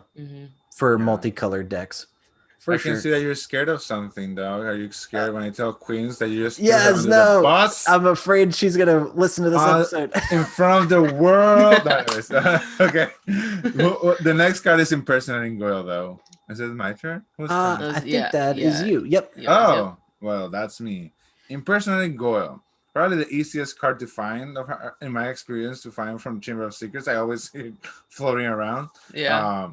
Cost 5, has a horrid art of a soon-to-be delinquent in the picture. Oh, geez. And the spell is a spell. It does this following: choose a character in play other than your starting character and discard it. Then search your deck you may take a character from your deck, show it to your opponent, and put it into your hand. Then shuffle your deck. So basically, this is just referencing the Polygist portion. You are like switching one character for another, but not your starting character because that's very protected in Harry Potter TCG. And yeah, that's about it. I don't know. Once again, when you have things like chocolate frogs and you have things like entrancing enchantments, I'm having a little of a hard time to know why you would play this, but maybe I can be enlightened here. I think the idea is the ability to just remove a character from play. Like, there's not many cards. But it's yours, right? It has to be yours. Does it misread that? Other than choose a character and play other than a starting character. Oh no, it can be okay. And that's the thing. That makes sense. To me, it's more or less like an Avada Kedavra. Like it's the removal. Yeah, if they were to implement that in Revival in the future. So for me, I think that this card in particular is good for, like, let's say, for example, if I wanted to play a Madame Pomfrey to do healing, I couldn't play a Madame Pomfrey if my opponent has one in play. Yeah. And oftentimes what happens is, like, I'll play a Madame Pomfrey, for example, and I'll keep them in play. Not that you can just get rid of any card, but you want to be able to keep that in place so that your opponent cannot use that same. Yeah, I see. Yeah, so I would say that this is actually a pretty good card for that purpose, especially if they put it into play without using it right away.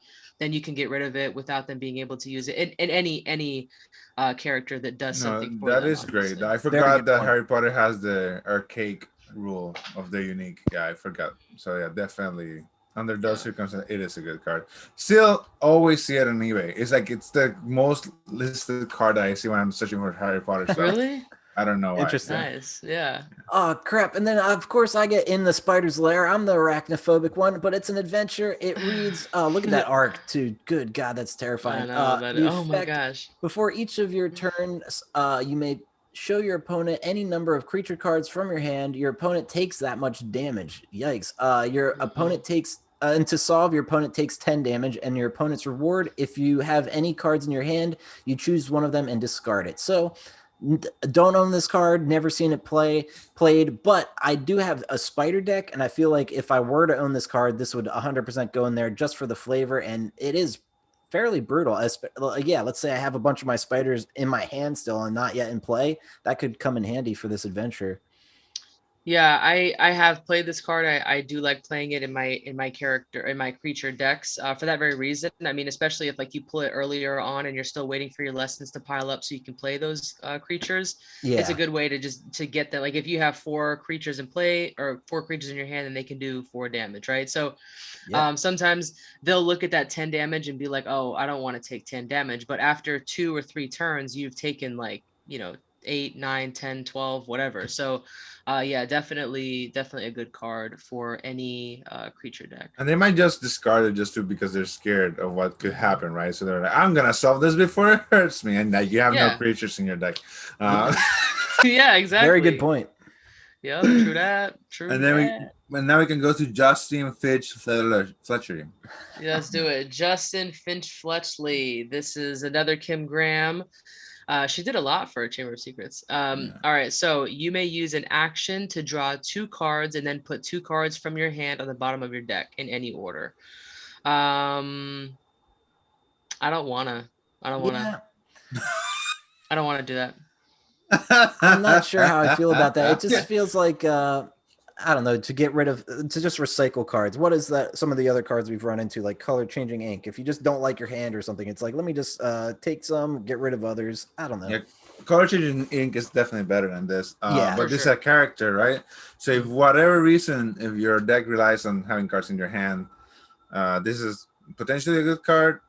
Historically, this had a great effect in all card games. In Harry Potter, I do feel it's a great effect because it's not damaging you, but you are like getting more resources, right? But then again, you're putting them in the bottom of your deck, so it's a lot of back and forth there for sure. Yeah, so I guess you're hoping that you could eventually like cycle those through and shuffle your deck, because at the bottom of your deck, I mean, I don't know. There's plenty of cards that do shuffle for you, so so I think that's the hope. Yeah, the hope. But yeah, interesting card for sure. I wish it was just like color changing ink. I wish the effect was like you can return, any amount of cards from your hand to bottom of your deck, and then you draw that amount of cards. That would be really interesting character to have. Yeah, for sure. Similar to Scroll Rack, a legendary card in Magic the Gathering, and many other games have a similar effect. So anything else to say about this? Nope, don't have that card. Wish I did. Okay, we really need to help Doug here. I really, I really thought he had more cards. Pity party over here. Chamber of Secrets here. But okay. Yeah. Is it my turn now? Or is it Mona's? I think so. Yeah, yours. I think. Oh my god, that's hilarious that I got with this card. Yes, Lockhart's that's true. Lecture. And this is probably my favorite card in the set. It's just I love making people uncomfortable. I don't know if you all know this. So this is the perfect card to do that. You have first a great art. You have Lockhart with his very beautiful golden blue robe touching Harry in a weird way. Yes. Very. And moving on from that, Harry looks concerned. The adventure effect is like when you use an action to play a spell, your opponent says brilliant. If your opponent forgets, they take 3 damage at the end of that turn.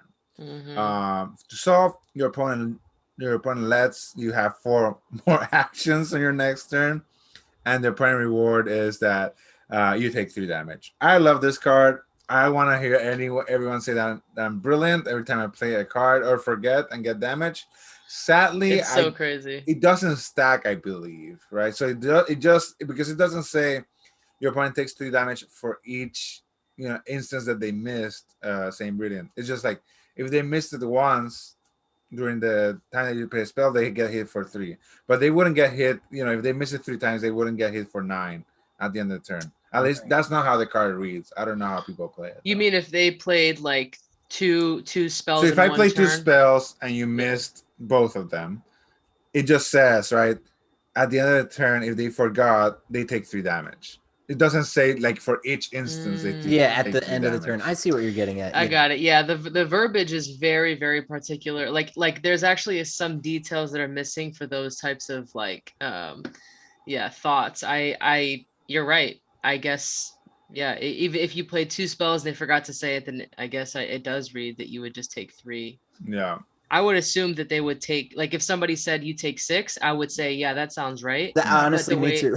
Yeah, because whenever you use an action to play a spell, your opponent says brilliant. If your opponent forgets, so whenever you use an action to play a spell, so that means if you use 2 actions to play 2 spells and they forgot both, then I guess I would assume it would be 6 damage, but it doesn't say it specifically. Yeah, it doesn't say. Yeah. So we could play however. I don't mind either way. Yeah, house rules on that one. That one is a little dicey. Yeah. But no, interesting artwork. Yeah, poor Harry. He looks so scared. Just as a thing to be in the future when you play against my deck with this card, it must be brilliant. It can be brilliant. Yeah. It has an exclamation point. Got it. So if you don't, you're gonna take the damage. There you go. Got it. I'll keep that in mind. Excellent. So now we can go to Mandrake, the other screaming card in this set. Our next creature card, it costs 5 Magical Creature Lessons, and it reads, it is a plant. You may use an action to discard Mandrake from play to put a non-healing character card from your discard pile into your hand, and the damage each turn is 3 and health of 1. So yeah, not a lot of health, but if let's say you're playing with Sprout, which I think we're getting to in a little bit here, you could boost the health there a little bit. But yeah, damage pretty good, and the ability to get a non-healing character, I'm a fan. Yeah, I definitely love playing Mandrake in the Sprout deck. It's a good creature, whether it's a Sprout deck or not. So like I was saying earlier with the crazed Capybara, costing 7 for 3 damage, and it doesn't really do a whole lot for you. Like this one, if you wanted to, if there was like a non-healing character that you had in your discard pile that you wanted to get out, then there you go. It's helpful. So I like Mandrake. And the art is cute. Yeah, awesome art. Yeah. Not much to say. It's a great card overall. Yeah, definitely. But made way better with Sprout in play for sure. Yeah, definitely, for sure. Next is a card Mona has mentioned already previously, I believe. Yep. Yes, let's do it. It's a spell. It's a charms, cost 9. It's called Memory Charm. Your opponent chooses one card in his or her hand and discards the rest. So this was in reference to like if you're playing Grip Hook and your opponent gets rid of their hand and then they draw that many cards, then you can play Memory Charm on the next turn, or however you have your game set up, and then they would have to discard all of them but only choose one to keep in hand. So it's just essentially it's like Obliviate but cheaper, and you're allowing your opponent one card. Just one card in their hand left over. The artwork on this one always confused me. I like it. I just don't understand it. Yeah, same. I don't. It's just a dragon behind a telephone box, and they're in the middle of like a street. I just don't know. I don't know. Maybe this is just like a regular like officer, and this is some magic going on, and you want him to forget what he sees or something. Yeah. I really don't know. We'd have to really like dive deep into like some surrealism or something. I was thinking like, or isn't there like a way into the Ministry of Magic through like a telephone pole? Yes, or box or something? Yeah, I was wondering if that was related, but who knows? Yeah, probably that. Just like showing you that he saw the dragon before and now he forgot. But still kind of weird art for sure. Goofy. And in my opinion, I do not like this over Obliviate. Like if your opponent, especially late game, even if your opponent draw like a Dobby's Help or something like that, you're letting them keep the one card that could stop you. I understand it's cheaper. I just don't think it's worth it. Yeah. But now we can move to the Moaning Myrtles bathroom. Another great art of this set. Very spoopy art, and very nice wood looking. It's a 5 potion location, and before each player's turns, if they have at least 2 characters in play, they get 1 more action that turn.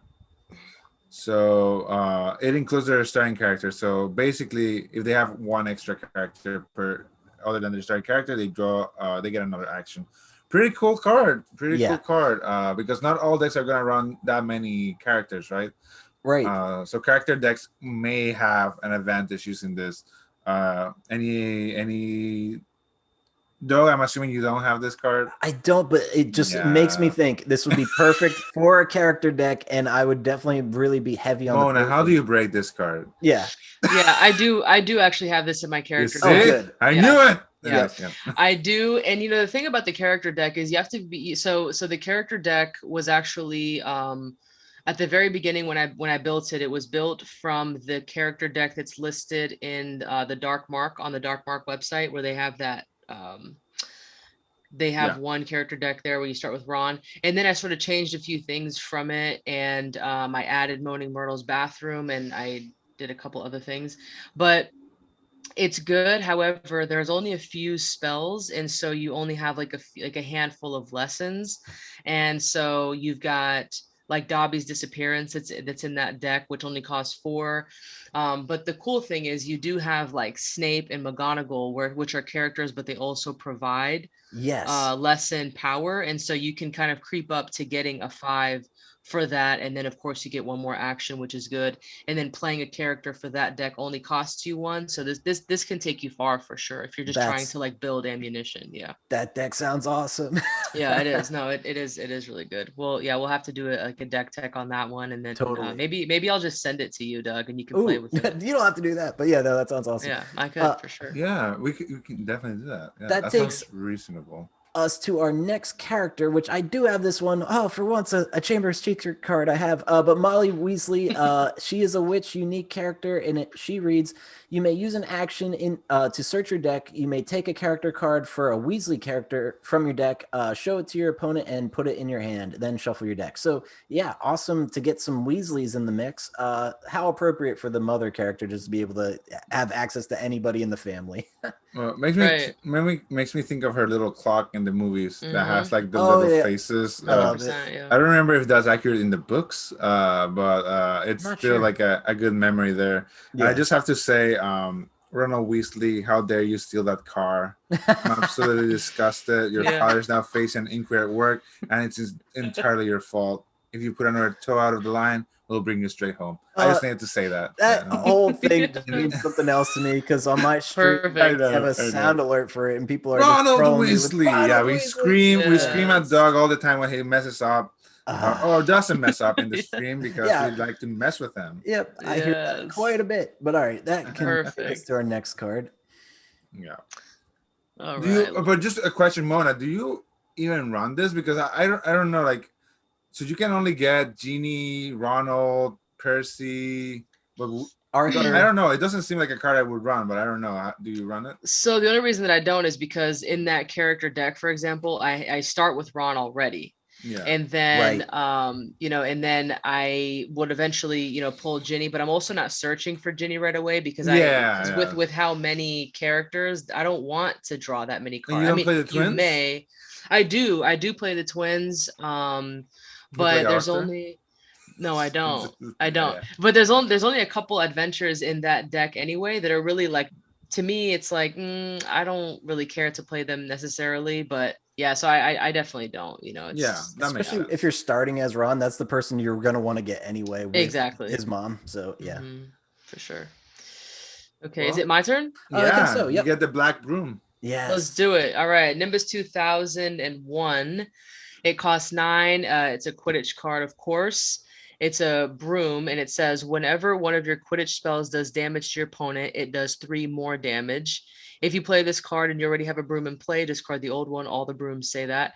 And the cool thing about this is it does provide 2 Quidditch power. And so it's already kind of expensive. And so I don't know, like maybe with this, you can have that blagging, that we were talking about with it being 11, if you wanted to, I don't know. But just the fact that whenever you use a Quidditch spell that does damage, it does 3 more. That's really what's helpful for sure. Yeah, as I was getting into this game, this was the only broom I was running in my Quidditch decks early on because I'm like, oh, it's the only one that provides 2. I want the best one. And it's just like, man, it's hard to get that into play with 9. But when you do get it in play, that extra 3 damage whenever you're doing Quidditch spells is insane. Like, I love how this card is just like a real damage stacker and a lesson booster, but you're already at 9 provided to play it.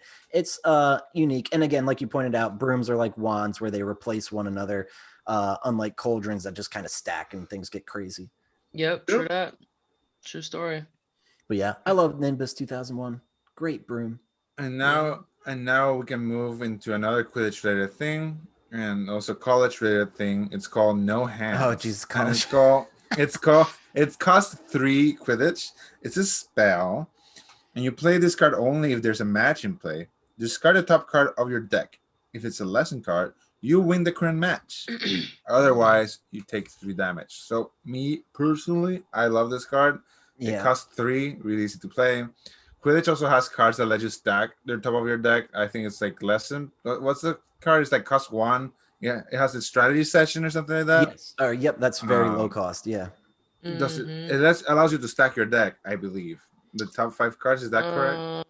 I think you can reveal the top 3 or so and basically just see what they are in preparation, and then on your next turn you could draw one of those. Yeah. But then like you can pair those up, right, with this, for example. Both setting up the top of your deck to discard a lesson, and also like using basically you get catch a snitch for 3 if you have a deck that actually knows how to look and control the top of their deck. Yeah, that makes sense. I think you're right with strategy session. That's absolutely ringing a bell. Strategy session allows you to get lessons. Well then what is it? It's it's one of the brooms. It's not Comet 260. It's let me see. A clean sweep 5. When you play this card, look at the top 2 cards of your deck.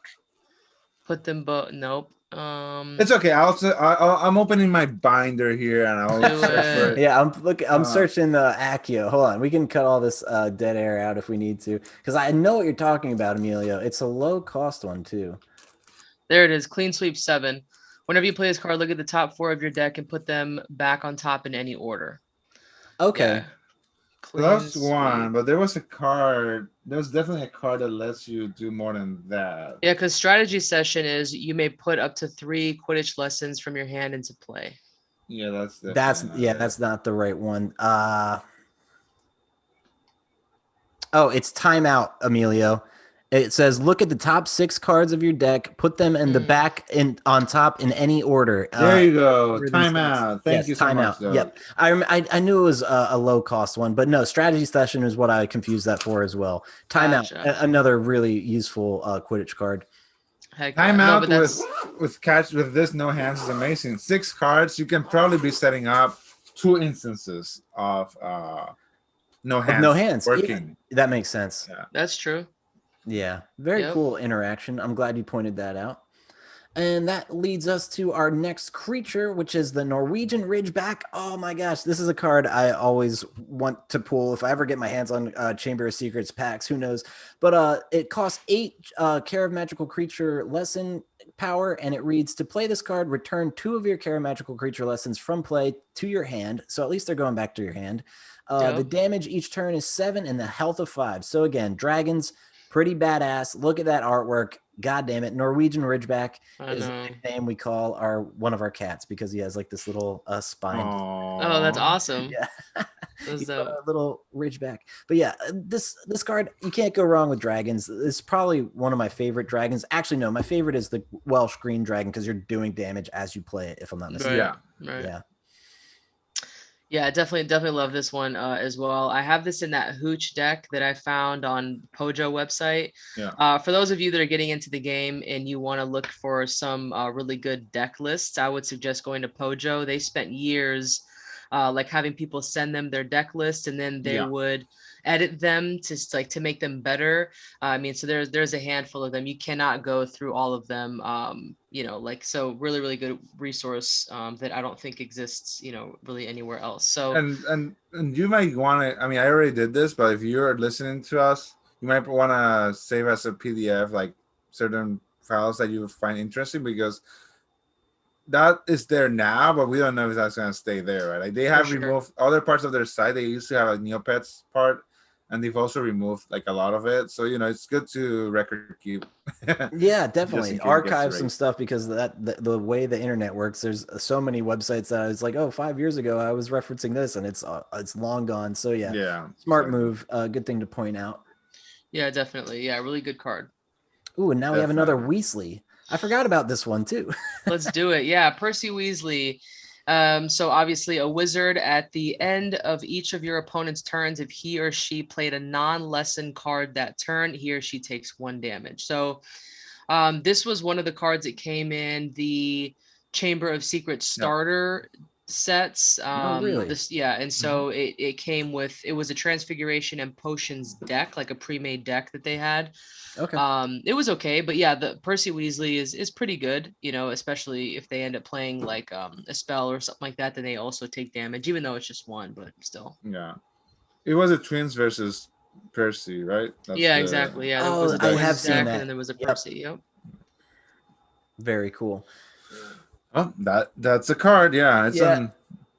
That's okay, I guess. Yeah. Now we move to a card that I actually like a lot.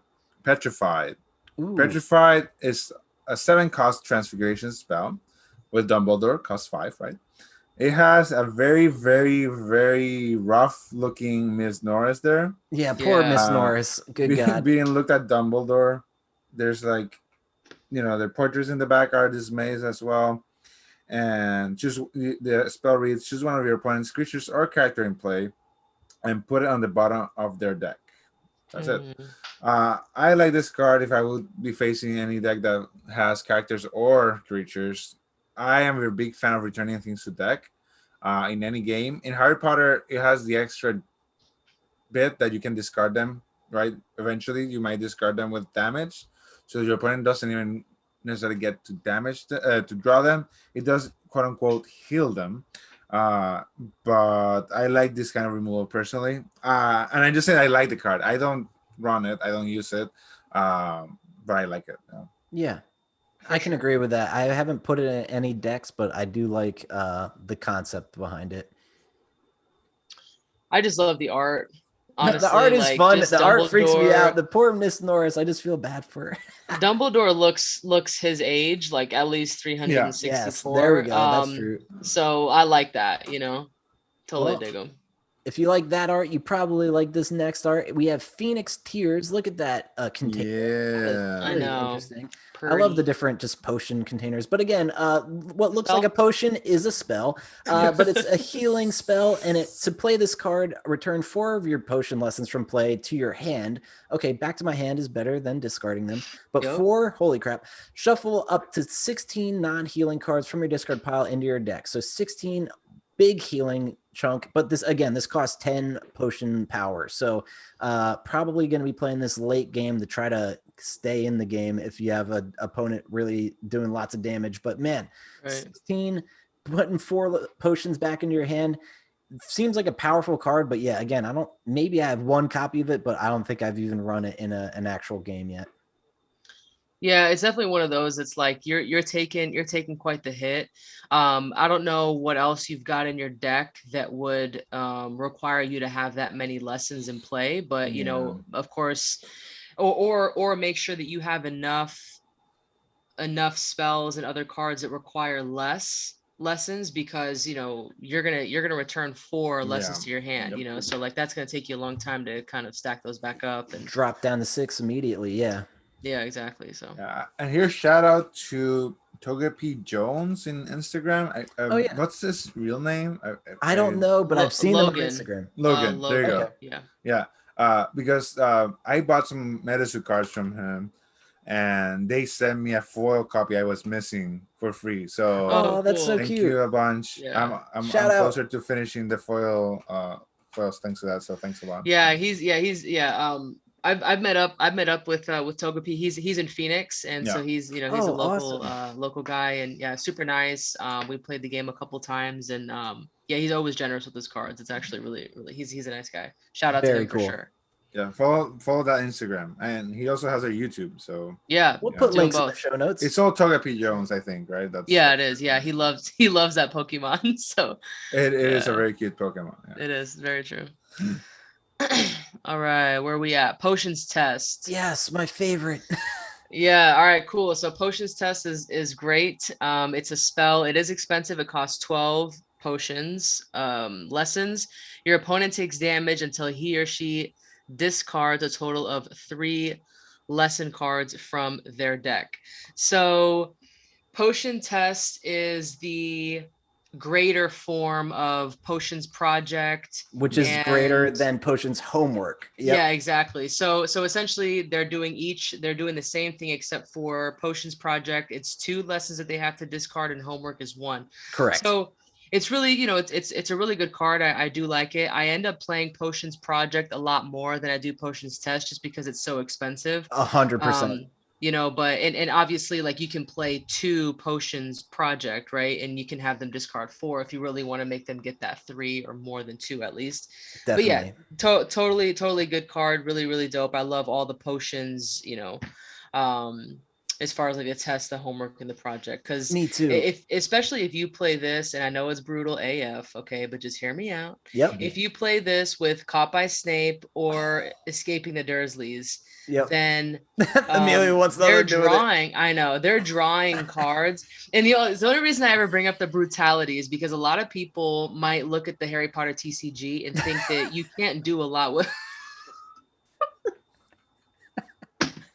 Emilio's out. Yep, he's out. We're good. They might think that you can't that it's not like a game, right? We'll let you know, Emilio. I'll give you the okay. It's not a game that you can do damage, or I don't know, maybe it's not like fun or something, but with these types of cards, you can really do some damage. You're good now. Yeah, exactly. Yeah, that's what I say. So I was having some technical difficulties with not wanting to listen to so much cruelness. No, but I'm sure that whatever Mona shared was completely reasonable and not gonna make anyone cry. Right. Exactly. No. Oh man. One of my favorite cards, but yeah, incredibly hard to get out there. 12 is really tough. But anyway, it makes sense why it's so tough or hard to get out, because discarding the chances of 3 lessons cards, if you play that late in the game, it's insane. Definitely. Yep. And then here we go. Yes, the next character. Yeah. Yep. I get the strong, independent woman that don't need no man, just her plans. Is Professor Pomona Sprout. Yes. Very damper, very nice.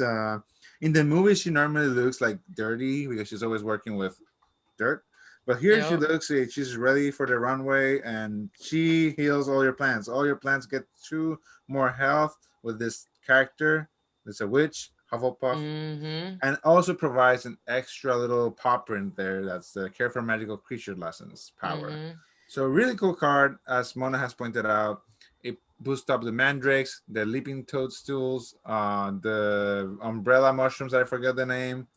So yeah, it's a cool witch that cares for magical creatures, but they're actually plants. Yes. So yeah, cool card.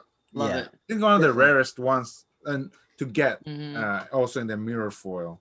Yes. Oh, definitely. Yeah. Even just it was one of the last characters I got most recently, and I just wanted to start messing around with plant decks and stuff. But yeah, very fun. Very fun. Yep. That takes us to our next card. I think we're in the final 10 of the rares here for this episode. We got Reparo.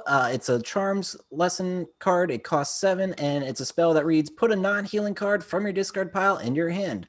Simple enough. Yeah, you're just repairing those glasses that are broken. But no, you can take anything that you want from your discard pile, but provided it's not healing. That's pretty cool.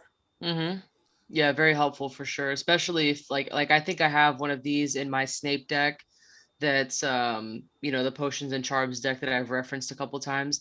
This is really good, especially when I have all of like the wand shops that have been discarded. It's always good to kind of take a card that you actually would really need. Yeah, or something just in general that is very powerful that you've already used previously and now it's in your discard pile. Go get that again. It's like, oh, let me get that Gringotts Vault key back. Yeah, exactly. Or Potions Project, or those cards that we were just talking about. 100%. Yep. It's a great card for sure. The art is very nice diagonally. Mr. Weasley has a huge wand. It's so big. Emilio. Like, how is it? But it's so big. Look at it. Yeah, that does look like a broom or something. I don't know. Yeah, it does. Yeah. It's like long and slender. Okay, we can move on. So now we go to Rogue Blodger. Let's do it. Yeah, Rogue Blodger is really good. It's an item from Quidditch. It costs 8.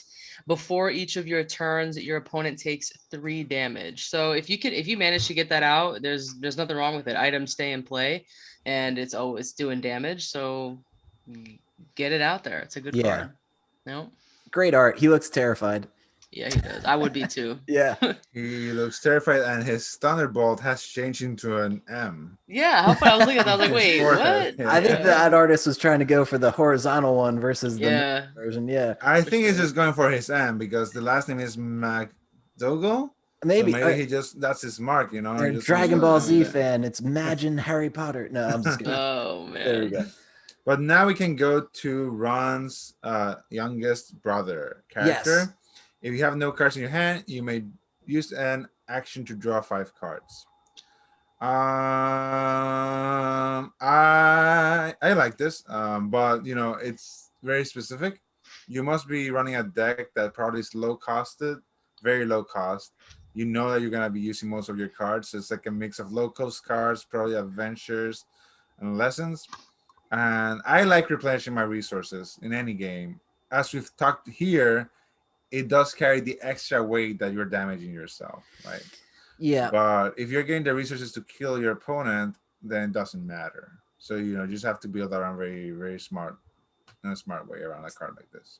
Just so circumstantial to me. I mean, in all my playing, there's only very few instances where I don't have any cards in my hand. It's like right after an Obliviate. So it's like I'm playing this guy. If I know my opponent has Obliviate, I don't know. It seems like a waste of a space in a deck for me personally. Mm-hmm. Yeah, I mean, especially if you don't have any cards in your hand, you have to draw to start your turn, and then you could use your 2 actions to draw, and that's 3 cards that you have right there. And so to go through the trouble of using 2 actions to play this, to use an action to draw a card, or as your starting character, it's like you said, it's very circumstantial. It's a one-time thing, but they needed to put something on the cards. So. Yeah, that was the weakest of the Ron cards, if you ask me. Yeah. But cool. Okay, that takes us to another fantastic one. I actually do have a copy of this, and I'm so happy. It's Serpent Sorcia. Honestly, probably one of my favorite just spells from the Harry Potter franchise. It's just such a cool spell. Transfiguration costs 6. And it reads, search your deck. You may take up to 2 creature cards from your deck, show them to your opponent, and put them into your hand, then shuffle your deck. So again, like we said in the past, creatures and transfiguration go pretty hand in hand. So this is a perfect one to put into a creature deck because, yeah, you're just going to get 2 creatures that you want. Absolutely fantastic. And yeah, in the movies, the books, just like Malfoy just shooting out a snake out the end of his wand was pretty impressive and intimidating. So yeah, pretty cool spell and card. Yeah, for sure. Definitely dope. I have this in my plant deck and in my McGonagall creature. No, I'm sorry, not in my plant deck. In my McGonagall creature deck. It's helpful, right? So like you said, magical creatures and transfiguration go really well together.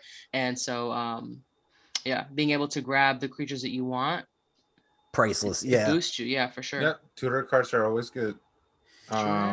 So now we go to the Slytherin common room. Yeah, it is a creepy place. It's Slytherin common room. It costs 5 potions, and before each player's turn, he or she counts the number of Slytherin cards they have in play, and do that much damage to their opponent. So it's just kind of similar to that Gryffindor one, right? Yep, exactly. Yeah. Very just tribal.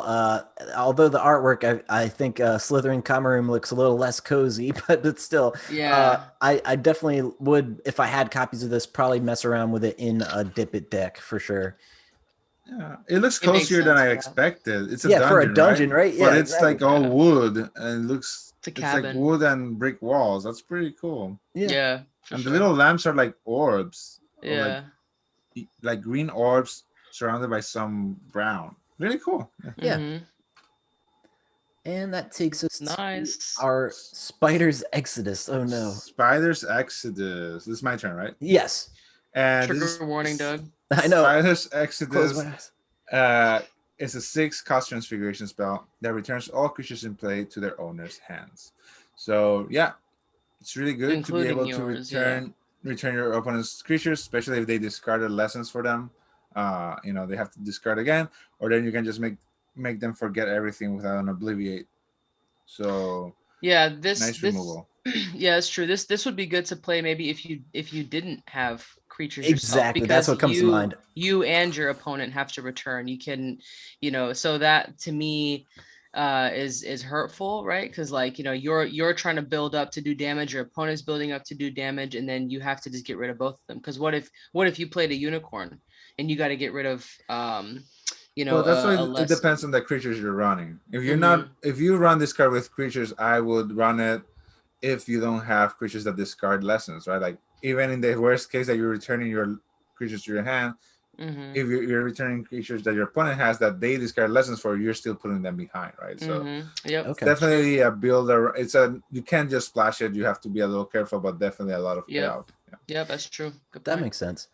Ooh, and this is another, not necessarily a chase card, but another one that a lot of people talk about and are after. And actually, there's quite a combination. Card. Yeah, I guess it's a chase card. It's not a chase card, but it's a card that many people are after. It's a chase card. It's Venomous Tentacular Juice. Mona's mentioned it before, and how there's an interaction. We'll get to that. But it costs 9 potion power. It's a spell, and it reads, count the number of cards in your opponent's hand. He or she draws that many cards, or twice that many cards, rather. And that's why it's so powerful. Doubling the amount of cards in their hand that you're drawing. Good God, that could, I know it's like, yes, you're building resources, but you're building too many resources at that point. So yeah, it's an interesting one for sure. The artwork's, I feel like just famous. Look at that. Who is that? Goyle? One of the two. I can't tell. Yeah. So this, as we mentioned before, this is the card that pairs really well with Dobby's Help. So if you play Dobby's Help and you have your opponent draw 10 cards, then they're going to count the number of cards they have in their hand and draw twice that many. And so assuming that they had at least 5 other cards in their hand before Dobby's help, that's 15 cards, and they have to draw 30, right? So yep, and that's 45 total in their hand, and your deck is only 60. So yeah, exactly. So like even just playing that combination alone, but if you were able to, like for example, like I'll just run it really quick. So like my deck that is the Snape deck, the potions and the charms. Yeah. I have a lot of like money that's in there, right? So where you can have like sickles, galleons, nuts, and so you get more action. So if you have the ability to have 2 of these and you have a sickle, for example, that gives you more action, then you can play both of those along with one Dobby's help, and then obviously your opponent can't draw 60 cards. From the very first turn, you've got less. So anyway, that I think was the combination, in my opinion, that Wizards of the Coast probably thought of. So that makes sense. Yeah, and I like this. Makes me think of the potion that is at the end of the movies. That the one that Dumbledore that drinks at the end of the movies. Yes, that has the Horcrux in the bottom. I don't know why, but I think the little cup maybe makes me think of it. And him gagging and his insides were burning. Of course, this card was created before that book was even written, but so yeah. I definitely get those vibes though. But yeah, definitely it is a chase card. Maybe not as expensive as the Dobby cards, but people do seek it. No, though, it's not a chase card. It's just a card that many people are after. Exactly. There we go. Let's do it. All right. Now you get the twins. All right, let's go. The Weasley twins. Before each of your turns, if you have an adventure in play, your opponent takes 2 damage. So, I mean, this is a good card if you have an adventure deck, right? So, like I just played with someone the other day who has an adventure deck, and they have this as a starting character, and so they play adventures just so that I take damage, and then obviously when I solve the adventure, it oftentimes does damage as well. So it's good. I mean, it allows you. I personally like the other I was Fred and George Weasley that allows you to play an adventure using 1 action instead of 2. That to me is more helpful because you want to rely on other cards that you've got to do that damage, because 2 damage, it's annoying, but it's really not enough to have them as their starting character, in my opinion. That makes sense to me too. Yeah, definitely. Oh, we're down to our last 2. Yeah, this one's Emilio's. It's a very powerful creature. Love it. I really also I think the second art of the set that really got to me when I saw it. Whomping Willow, 9 careful magical creatures, unique plant.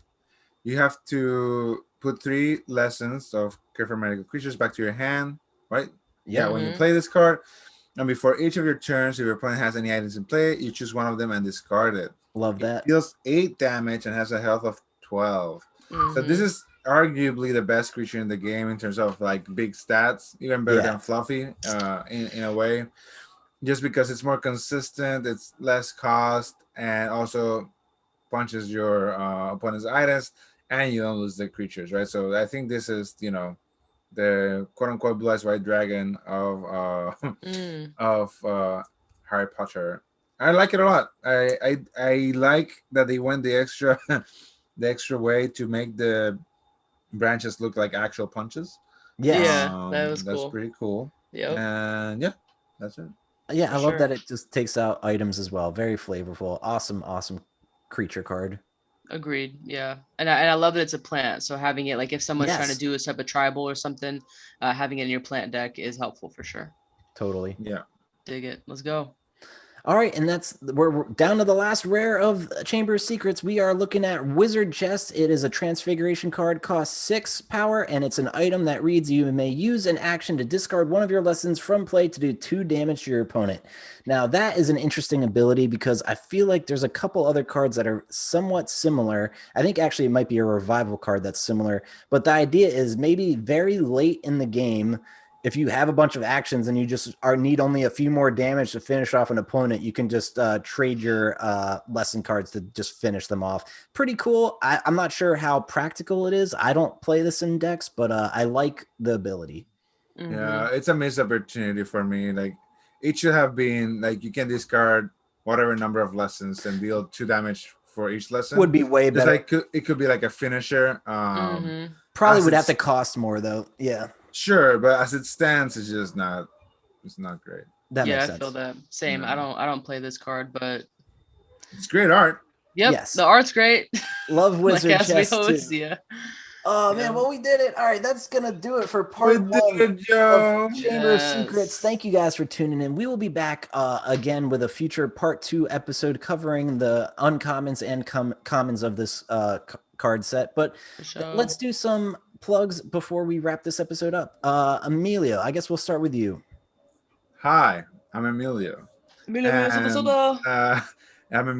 Soto. That's correct, and you can find me in my channel on Nostalgia Collective Investments. If you've seen the video, you have my banner up. You can also find me in the MetaSue official MetaSue Discord. So I'm a head judge for the game and also involved in writing the rule book for the new set and just in playtest. I'm a playtester. So if you're into MetaSue or getting to MetaSue, reach out. And if you're in the Bay Area, you can find me in Game Castles every Saturday and Sunday. That's Santa Clara and Sacramento and Fremont. If you want to learn how to play MetaSue, which is the other thing I do a lot. And my channel, of course, focuses on MetaSue, HPTCG, and other dead CCGs. So that's where you can find me. Check it out. Instagram, TikToks, everything's there in the YouTube, so you can go check it out. The interwebs. All of our links will be available in the show note descriptions if you guys are interested in checking out these links. How about you, Mona? Yeah, so first of all, congrats, Emilio. I think it's super awesome that you're doing all that kind of stuff with MetaZoo. Really, really cool. Killing it. Yeah, 100% killing it. So if you guys want to find me, you can find me on YouTube. My YouTube channel is called Into the Flu, where I go over the Harry Potter TCG, cards, deck techs, how to play, as well as some of the old merchandise from that same time period, early 2000s. I love all that stuff. I also write articles about the Harry Potter TCG for 2 different fan content creators, which would be MuggleNet is one of them, and the second one is called A Rolling Library, which is a magazine out of Italy. So if you're interested in that, you can find all the links to that. Like Doug said, he'll put some stuff in there as well, but it's also on my YouTube. In the description, all the links are there. Most importantly, though, for anyone who's interested in the Harry Potter TCG, learning how to play the game and getting into it, and you have physical cards or you want physical cards and you want that interaction, then please consider joining the league. There's also going to be a link for that. It's the league that I run 2 times a week. It's Wednesdays and Thursdays. So just depending on where you are in the country or in the world, we have a time slot for you, hopefully. And if you need a deck, then let me know, and I could always I've built decks and sent decks out for a lot of people. So just get into that. Playing the game is number 1. So let's do it. Yeah, definitely get involved in that. And the cool thing about the league is, like Mona said, it's with actual physical cards and webcam play and stuff. So there are other alternatives out there for like Untap and like the digital playing. But if you really like the physical aspect of the card game, which I feel like most of us really do, the league is what you're going to want to check out. Yeah. And also, I'm findable on the internet at twitch.tv/abtsilence. It's currently where I just stream a variety of video games, mainly a lot of Fall Guys and getting into Rocket League and some other stuff. But just a goofy place to hang out. If you want to see what that's all about, definitely check that out. My other podcast, Almost Better Than Silence, is currently going on a hiatus. So if you were a fan of that, hopefully look forward to that coming back in the future. But for now, we're just taking a little bit of a break there. But that all being said, we're going to be back soon with part 2 of this. We'll also have another mini episode doing a recap of our favorite top 5 cards of the previous sets, because that's something we had intended on doing at one point but never got around to it. But that's also some stuff you can look forward to. But thank you so much for tuning in. We will be back next time. See you guys next time. Bye-bye. Yeah. Oh, Mischief Managed. I almost forgot how we end our own show. Mischief Managed. Mischief Managed. We also will be playing more cards now, right? Now that we're done reviewing. So I'll be following through the league and record it. So look out for that. Yeah. Lots of exciting stuff. See you guys. For sure. See ya. Bye-bye.